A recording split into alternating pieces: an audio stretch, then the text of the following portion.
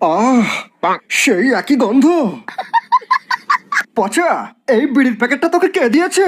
একটা বিড়িখোর বুড়ি। বিড়িখোর বুড়ি? তার মানে আমার মা। এটা এটা মায়ের হাতের তৈরি বিড়ি।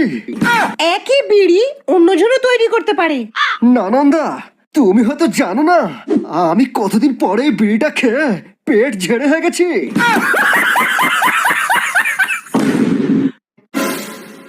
মা, মা, তুমি জানো যে আমি তোমার স্পেশাল বিড়ি ছাড়া কিছু খেতে পারি না মা। মা গো, আমাকে একবার একবার তোমার স্পেশাল বিড়িটা খেতে দাও মা। কতদিন আমার পায়খানা ক্লিয়ার হয়নি মা, একবার। মা, তুমি আর বাবা যখন হানিমুনে গিয়েছিলে তখন একটু খৈনি কিনতে গিয়ে আমার বাবা সিঁড়ি থেকে পা ফসকে পড়ে গিয়ে সেই জায়গায় চোট খেয়েছিল। এ কথা তুমি জানলে কেমন করে? কাল রাতে বাবা আমার স্বপ্নে এসে বলে গেছেন, আরো বলে গেছেন বাবা আমার হওয়ার জন্য পাড়ার সমস্ত বিড়িখোরদেরকে একটা করে শান্তি বিড়ির প্যাকেট কিনে দেওয়ার মানত করেছিলেন, কিন্তু বাবা তা দেননি।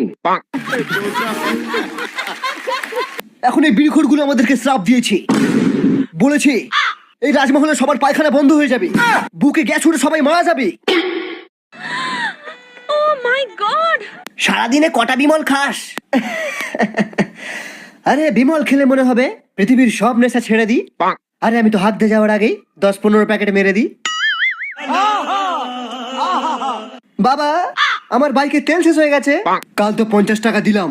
50 টাকা? থু, শালা 50 টাকা তেল তো রাস্তার জামেতেই শেষ হয়ে যায়। পেট্রোলের দাম অনেক বেড়ে গেছে, তোকে আর বাইকই চালাতে দেবো না।